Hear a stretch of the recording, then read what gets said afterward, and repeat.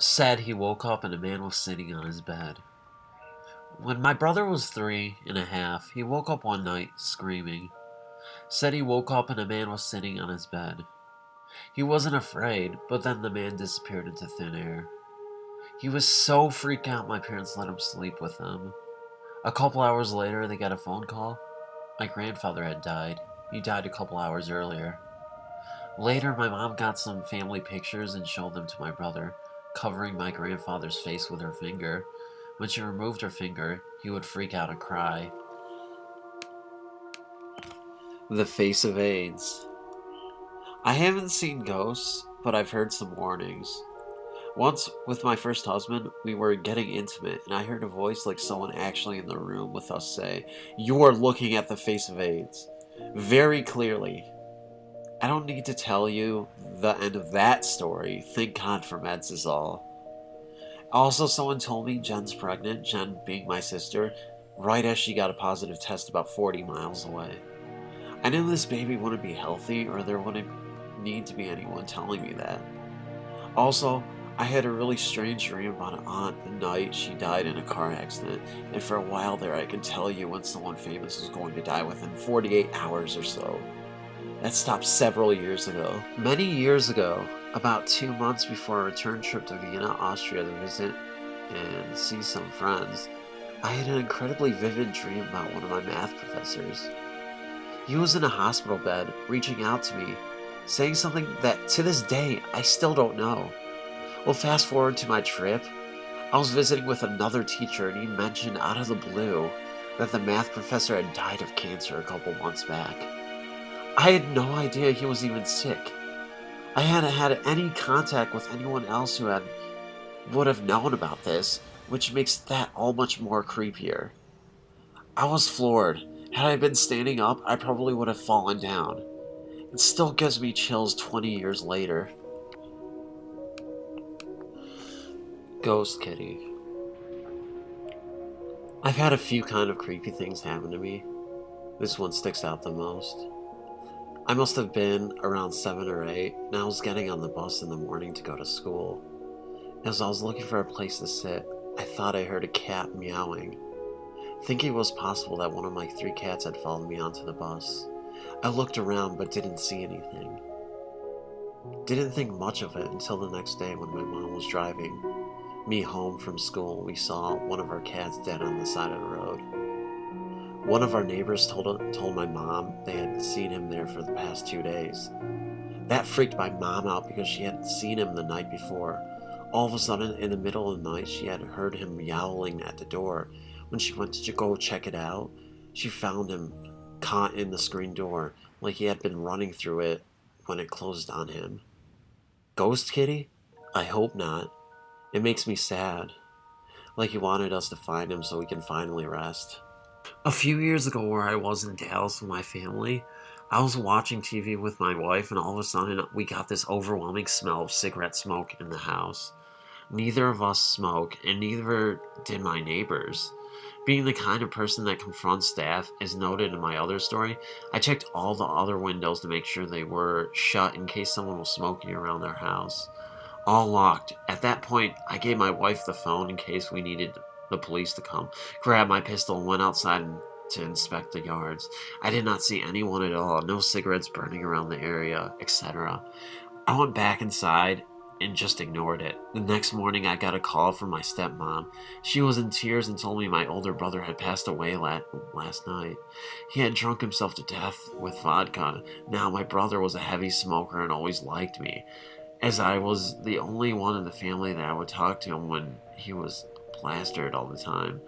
I guess he came to my house one last time to visit me. That night, my wife and I had multiple strange things happen in our old house. The person who lived in the house right before we did died there. We had her grandmother's bedroom chest of drawers in the back bedroom. My wife had stuff fly off of shelves at her a couple of times. I was once in the shower and thought my wife had walked in. You know that feeling you get when someone comes in a room even if you can't see them? And my shampoo bottle got hit knocking in towards me in the shower. I thought she was just trying to be sneaky, but as it turns out, she was really in the living room watching TV. On one completely unrelated note, I once woke up to a bright light at the end of my bed. I heard my grandmother's laughter, and then her voice started talking and saying she loved me very much, not to worry about her because she was going to a better place. When I started to do the normal, what the fark is happening, that anyone would do in that situation, the light just got very bright and everything seemed just fine. The next morning, I was awoken by my mom calling her to say, Grandma died last night. I wouldn't think I was crazy, but I was talking to some family members at the funeral, and the same thing happened to my cousin who was stationed down in Texas at the time. I'm not religious at all, but I do have to admit that after that night, I do believe in some sort of afterlife. Not only that, but even years later, just thinking about that light can still make me perfectly calm and happy regardless of what situation I might be in. Mother's cigarette smoke. Okay, I'll bite. I live a few thousand miles away from my family. Since I've been estranged from them for, 7 or 8 years. It's a long story. Needless to say, I knew or know nothing about their situation. One fine summer afternoon, I started smelling cigarette smoke on and around me. I do not smoke tobacco and live by myself, so it is pretty noticeable. It goes on for a few days. I jump in my car on a day and happen to notice an extremely strong odor of cigarettes, and it is driving me wild. Then I look to the passenger seat, and I look, and behold, is a figure just like my mom. I knew she was dead then. Go figure. A few months later, I get a little in the mail from a will. Not scary, but for the longest time I wanted to start smoking cigarettes like crazy, and really wanted to. Suddenly, without a shadow of a doubt, I knew. Alright, I can resist no longer. Not a ghost story, but a kind of premonition, perhaps. My brother, at age 20, had been sick for a week with the flu when I left for college in 1972 at age 17. Several days later, I hear from my folks that he is in the hospital, and has survived a close call with a ruptured appy. He had been to the doc at least once, if not twice during this week, but that's another story, as the doc was later disciplined by the State Medical Society for failure to provide minimal care, not my brother's case. I was angry with my folks for years for not telling me what was transpiring, but I am mature enough now to realize that they thought they were doing the best by not adding to my stress level. Anyway, the next day, suddenly, without a shadow of a doubt, I knew that he had died. I actually hid in a campus building where I knew no one would think to look for me, so I could spend a couple hours alone crying before I felt ready to face those who would be coming to fetch me and send me home. Which is exactly what happened. My boyfriend at the time had looked for me on another floor of that building and, unable to find me, was waiting for me at the bike rack outside my dorm. When I returned, my brother's death was totally unexpected. Pulmonary embolism after ambulating in the hall with his fiancée. They were to be married in 1 month. A tragedy all around. Another weird thing that I've shared until now only with my sister. About a month after his death, I had a very vivid dream. On a bright sunny day with puffy white clouds and an azure sky, I found myself walking down a street. Obviously a new street, as only new construction is visible. Several houses are going up with many busy workmen about, and I hear the sounds of their talking and hammering as they pound nails in the wall, partitions going up. As I pass the first house, my brother jumps down from the open first door, where he is either working or supervising, and steps out to greet me. He motions to the house and tells me that he is building this house and that, when it is finished, I will come and live with him there. That's all I remember, but it is the only dream I've ever had that I can remember for more than a day or two. And this is 39 years later. Yep, I'm mature. I cannot share this with anyone, for it makes me cry to think of it, which it does now. A few years ago, I finally shared it with my sister, who says she has had the same dream. I am convinced and comforted by the thought that when it is time to pass, my brother will be there to greet me again. Another one. One of my friends and I had been close, but we drifted apart for a while. I remember that the night before I had found out about his passing, I had a dream where we were hanging out at some restaurant. I was apologizing for being such a bad friend and not keeping in touch when he gave me a really tight hug and told me that I was okay, that we were together right then, and that was all that mattered. Then he said that he had to go, but that everything was alright and that I shouldn't worry about him anymore. What woke me up from my dream was that I could have sworn I had heard him say, "Everything is going to be okay," right in my ear, as if he had been in my room while I slept. I heard my father scream out. In January 1983, his father, who had never been particularly healthy, had horrible emphysema at age 77 and was in the hospital with pneumonia. One night, I heard my father scream out, "Dad!" I looked at the clock and it was almost 2 a.m. I got out of bed to see what happened, and my father rushed by me, went into the kitchen, and grabbed the phone. He dialed the phone in my grandfather's room, but nobody answered. Then he called the nurse's desk. My grandfather had passed away just before 2 a.m. My father, who was not prone to stories, swore that he saw his father standing at the foot of his bed, saying goodbye. Waking up to talk at 4 a.m. My father has always slept through the night, but not that night. I woke up on a Saturday morning to an odd sight. My father and my sister sitting at the kitchen table just talking away, but nothing. This and that. My sister was about 10 or so, I was 12. It was about 7 a.m. and I asked them what they were doing. Apparently my sister woke up straight out of a dead sleep and decided she needed some water. Never happened before, by the way. She walked past the bathroom, the usual water stop, into the kitchen. There she found my dad, also waking up just a few minutes before out of a dead sleep and decided he needed some water as well. He also passed the bathroom, the usual water stop. They just started to sit down and talk. Mind you, about nothing. I asked what they talked about. They said they started talking about last summer vacation and how it was good to see both grandparents and spent a lot of quality time with them, especially my father's mother, Grandma Smith, and how they got a really good picture of my Grandma Smith and my sister hugging and smiling. They said that they had just been out here shooting the breeze since about 4 a.m., which was really odd, obviously. So when the phone rang at 8 a.m. to tell us that my Grandma Smith had unexpectedly passed away, and later the time of death on her death certificate was 4 a.m. So when people asked why I believe, that is one of the reasons. She'd tell them it was Ellen's room. When the fiddle player in our band first moved to town, he and his wife and 2-year-old daughter rented a house.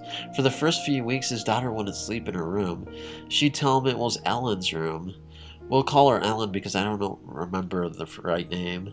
They asked the landlord about Ellen, and it was the name of the previous tenant, an elderly woman who had passed away in the house. They did a little mock exorcism, marching around banging on pots and pans and asking Ellen to go, and everything was cool after that. Amazing what kids can be turned into because they don't know better yet. My daughter's best friend at age 2.5 told her parents that her great-grandma came by to say goodnight the night she died, so there's that too. Small wave, and he was gone. I was 14 years old, a freshman in high school, and had just torn the cartilage in my knee playing football and had big knee support on my leg. My grandfather was sick in Florida and we had flown in to see him. He was bedridden with a live-in nurse. Everyone knew it was the end. One night we went to dinner at my great aunt's house and I couldn't sit at the table because of the knee support. It didn't bend. So I'm sitting next to the table with everyone else, facing the outside window. Looking out the window, I see my grandfather looking in, just briefly, small wave, and he was gone. And he didn't look like he had earlier in the day. Emaciated and yellow from cancer, he looked like I would always remember him. It freaked me the fark out. I just sat there for a few seconds stunned. Then I turned to my mother and her sisters and told them that Grandpa must have died. She asked why I said that, and I told her what I had just seen. Then the phone rang, and it was my grandfather's nurse. He had just died like 5 minutes prior. Now everybody was freaked the fark out. Damn, I hadn't thought of that in years. I just gave myself the willies. I would really like to speak to her. One day, while my mom was visiting my grandmother a couple towns over, my great aunt called our house and asked to speak with her. It was like 1:30 in the afternoon. This is how the conversation went. Me, hey, Aunt Joan. Hello, dear. Is your mother right home right now? I would like to speak to her. Me, no, sorry. She's over at Graham's house. You could try her over there. Oh, okay then. Goodbye. Love you. Bye, Aunt Joan. And I didn't think any of it. But then my mom came home at around 6 and was like, honey, I have something to tell you. Aunt Joan died today at around 1. I was like, what? So she called me after she died. Thank you and goodbye. Years ago, I worked with a nurse who was in an abusive marriage. For some reason, she picked me of all the nurses in our unit to be her confidant. Perhaps because I, too, am a domestic violence survivor. I was working the night shift. I had 2 ICU patients in a double room at the end of the hall. It was about 4 in the morning, and I was sitting in the room, charting and watching my demented little old lady try to pull out her lines, tubes, etc. Nancy came into the room and began speaking to me. I just wanted to tell you thank you, she said. Thanks for letting me vent, and thanks for letting me know I'm not the only person who has ever been stupid enough to get into a situation like this. What are you doing at 4 a.m.? You're not supposed to be to work until 7. I wanted to tell you thank you and goodbye, she said. I thought that was pretty weird, but about that moment, my little old lady managed to get her hand wrapped around her chest tube and gave it enough of a yank to pull it out. Nancy pushed the code light for me, and then I was so busy I lost track of her. She wasn't in the room when we were staunching the bleeding, doing a stat chest x-ray, and placing a new chest tube, and she didn't show up at 7 a.m. to relieve me. I ended up staying until 11. By the time I went home that morning, we tried to call Nancy several times to find out why she wasn't at work. Strangely, I didn't tell anybody about her visit at 4. I'm not sure why I didn't. I just didn't. It didn't seem right somehow. And afterward, when I was sitting in the church at her funeral, I was really, truly glad I hadn't said anything. You see, when she visited me at 4 a.m., she was already dead. Another nurse's tale. My story isn't set in a hospital environment, but it happened when I was still a nursing student. A long-time friend of my gran was terminal with breast cancer. I visited her once while she was sick, and she cared for at home. That day, she gave me all of her nursing certificates and documents that she considered important to her because she was thrilled that I had decided to become a nurse. Anyway, a few weeks later, I had a dream that I saw her and she was fine. She had a mastectomy. She was happy and cheerful, and when I asked her how she was doing, she said that she felt fantastic. She gave me a hug and off she went. Needless to say that when I spoke to my mom later that day, she said that Aunt Lou had died early that morning. I said, I know, she came to me early this morning to say goodbye.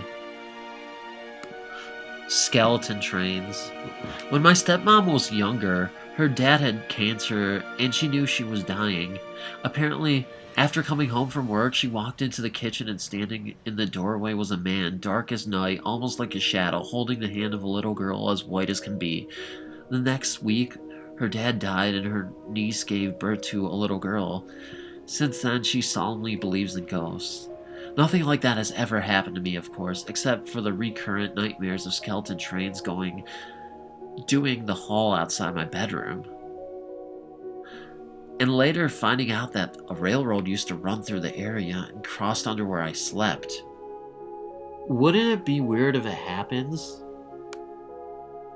My folks moved to the States when I was young and left the rest of their families in England. We hardly ever see the closest of them, and as for the extended family, never. Well, my mother always liked to tell the story of how her sister dreamt that their father died a few days before he actually did. He came home from work, took a nap, and never woke up. No big deal, thought I. Cut to me about 18 or so. I have this dream where someone I think an aunt I've met maybe once tells me that my uncle died. I don't remember ever meeting him, but I think I did it a few times as a kid. That morning, I call my friend and tell him the dream, just as, wouldn't it be weird if it happens? And so, if it does, I told you about it, right?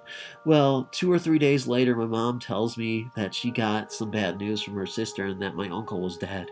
I call my friend to check that I did indeed tell him first, and he corroborates. I was a bit freaked. My aunt dreamt about a family death before it happened, and I did too. The thing that freaks me out the most is that I'm adopted and not even blood related to them, nor was I ever close to that part of the family. I don't know what to make of it. Then he smiled and waved back. Was driving home from work at about 4 o'clock in the afternoon, stopped at a stop sign. I saw my old high school biology teacher walking down the street. I was at a complete stop and there was no mistaking who it was. I honked and waved. It took a moment for him to recognize me, then he smiled and waved back. Then he continued walking. My dad got a phone call at about 9 that evening. My dad was a teacher at my high school. Mr. Hum had died in his home of a heart attack that morning around 11 a.m. A grandmother. Not a scary story, but more of a ghost story. When I was 19, my grandmother was dying from cancer. My father was staying at my grandmother's home caring for her, and I told him that when she died to please call me right away, be it day or night. One night, I woke up abruptly out of a deep sleep and I heard my grandmother's voice. She was telling me she loved me, that she would miss me, but she would finally be at peace.